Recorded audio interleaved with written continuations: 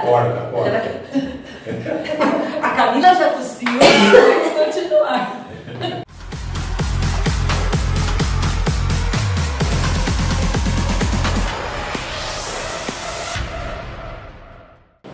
Oi, gente! E aí? Você já curtiu nossos vídeos? Se inscreveu no nosso canal? É o seguinte, aqui ó, vermelhinho, clica aqui, inscrever-se. Se ficar cinzinha porque você já tá inscrito, aí esquece. Já tá seguindo o nosso canal, tá tudo certinho. E curte tudo, ó, curtir é aqui. Você vai deixar azulzinho. Hoje a gente veio bater um papo legal com o Dr. Carlos Henrique Ferreira Martins. Ele é otorrinolaringologista com especialização em medicina do sono. Oi, Dr. Carlos, muito obrigada por estar aqui com a gente hoje, por ceder o seu tempo que é precioso, para a gente bater esse papo gostoso, para falar dos problemas do sono. Sempre a gente conhece alguém que tem um problema.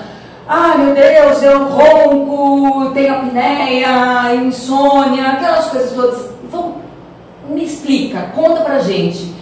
Quais são os principais problemas, os problemas mais conhecidos do sono? Olá, é muito bacana estar aqui com vocês nessa divulgação dos distúrbios do sono.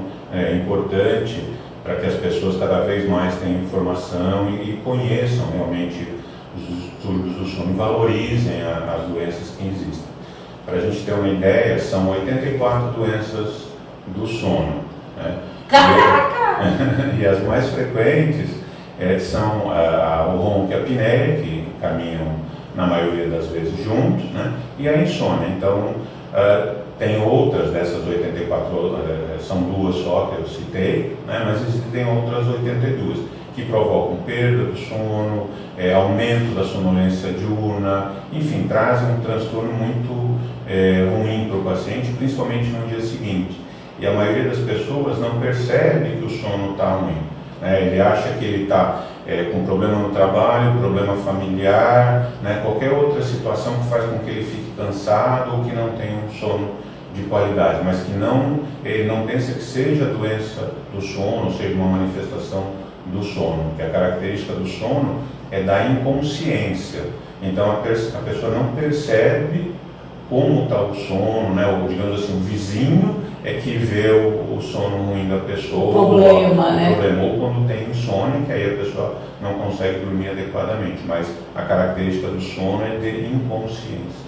E normalmente é uma doença ou é decorrente de maus hábitos, ou tanto faz, diversifica? Então, dentro dessas 84 doenças do sono, existe uma divisão, digamos assim, didática, né, que é feito dentro da medicina do sono, dos estudos do sono, e existem as manifestações que o indivíduo atrasa no início do sono, é muito frequente em adolescente, pré-vestibular ou universitário, que acaba empurrando o dia para a noite.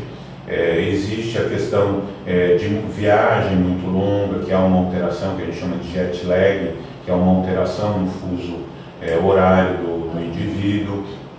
Existe a questão medicamentosa, que também pode alterar em algumas situações as doenças do sono. Existem doenças que a gente chama, uma delas chama síndrome das pernas inquietas, que a pessoa começa a ter alguns movimentos involuntários no início ou durante o sono e faz com que o sono fique fragmentado e tenha sonolência durante o dia, ou não tenha uma qualidade de sono adequada. Existe a sonolência idiopática e a narcolepsia, que são doenças que provocam excesso de sono e um sono, digamos assim, muito intenso e compulsivo, que de repente a pessoa tem sono. Então são vários esses pontos, desde uma doença, uma patologia já previamente existente e configurada, das que o indivíduo, digamos assim, acaba provocando com uma própria insônia, na grande maioria das vezes, um problema emocional, trabalho, financeiro, ansiedade, acaba fazendo com que haja problemas no sono. O que isso acarreta? Por exemplo, a apneia, como é que é? No início, digamos assim, para que seja melhor entendido, o ronco é o fechamento parcial da garganta. Então o ar entra e sai por um local estreito e provoca o barulho, que é o ronco. A apneia, digamos assim, seria o primo rico, né, que ele tem muito mais envolvimento e muito mais problemas de complicação. O ronco traz um problema, digamos assim, conjugal, né, que a pessoa percebe o ronco, e o ronco também faz a fragmentação. Na apneia existe um fechamento completo da garganta, então a inspiração e a expiração não ocorrem, então acaba sendo pior, né, não que o ronco não seja ruim, mas a apneia é péssimo para o organismo, fazendo com que caia a taxa de oxigenação, o sono vai ficar muito mais fragmentado, e aí entra nessa questão que você comentou das complicações. Então eu costumo fazer um exemplo. Se a gente tem uma locomotiva a vapor, a gente precisa colocar carvão para que ela faça o vapor e funcione. Se a gente põe pouco carvão, anda menos, se põe mais, ela anda mais rápido. Então a apneia seria uma situação nesse sentido. Se a gente respira pouco, tem pouco oxigênio, o organismo vai se desenvolver, vai trabalhar de uma maneira mais reduzida. E isso, com certeza, provoca problema de hipertensão arterial durante o sono, crise convulsiva durante o sono, provoca o que a gente chama de uma síndrome metabólica, que provoca um dano em todo o organismo, porque o organismo precisa do oxigênio, com a máquina precisa do carvão, né? Então isso daí é uma situação que precisa ser tratada em função dessas consequências que vão acontecendo com o passar do tempo. É como se um indivíduo trabalhasse com um fardo de 20 quilos nas costas. Ele trabalha, só que vai haver um desgaste de todo o organismo como um todo. E é mais frequente o ronco e a apneia acontecer depois dos 40, 45 anos de idade. Mais frequente no sexo masculino e um pouco menos no sexo feminino. Mas depois da menopausa, a mulher acaba perdendo essa proteção hormonal e vem, digamos assim, com uma incidência próxima do sexo masculino. Crianças também podem ter problema de ronco e apneia, ou existe alguma formação crâniofacial, ou a hipertrofia de amígdalas e de adenoides, problemas de rinite alérgica, algum fator mecânico que leva à obstrução na criança, com consequente ronco e apneia, prejuízo do sono. E a insônia, que é normalmente causada pela ansiedade, pelo desequilíbrio habitual do dia a dia, o tratamento? Também existe. Eu sempre procuro orientar que a pessoa precisa ter uma certa, digamos assim, rotina de horário de sono, né? Não é uma rotina, digamos assim, negativa, mas uma rotina positiva, como a gente tem hábito de tomar banho, de fazer escovação dentária, a gente também precisa ter essa rotina para o horário de sono, né? E com isso a pessoa vai podendo se policiar e resolver isso.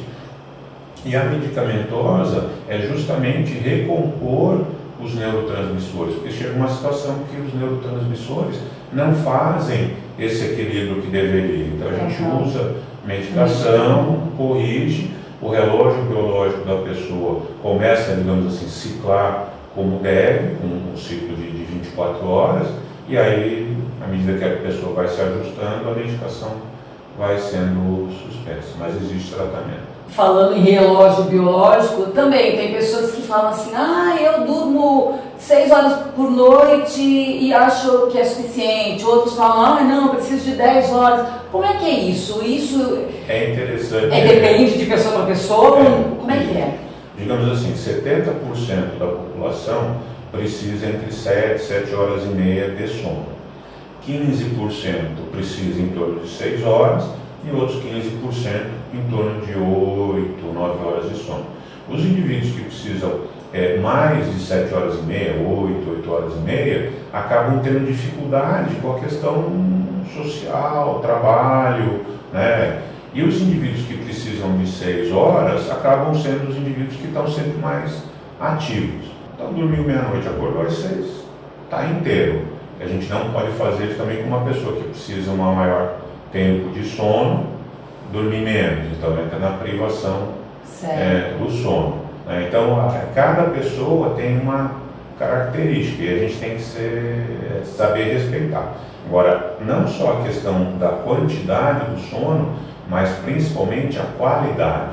Porque eu posso dormir 6 horas, não seria o meu 7 horas e meia que eu preciso, mas as 6 horas foram de qualidade. Então, esse digamos assim, sofrimento, essa minha privação de sono vai ser menor. Né? Por exemplo, quando a pessoa fala dormindo, tem gente que fala dormindo. Isso é uma coisa meio bizarra que acontece normalmente ou é algum problema? Precisa procurar algum... Existe o distúrbio comportamental do sono REM, né, que não fala, mas se mexe muito, é um sono muito agitado, muito confuso. Existe o sonilóquio, que aí a pessoa conversa durante o sono, ela não lembra de nada, mas conversa. E tem o que é mais conhecido, que é o sonambulismo, que a pessoa levanta, faz as coisas. Então todas elas são doenças do sono, né, e precisam ser tratadas. O sonambulismo e o sonilóquio normalmente acontece na infância, na adolescência, dificilmente o adulto tem. Existem alguns adultos que acabam apresentando isso, mas normalmente ela cede no final da adolescência. E o distúrbio comportamental do sono REM, esse é mais típico de manifestação no adulto, no idoso, depois dos 60 anos de idade. E tudo há tratamento?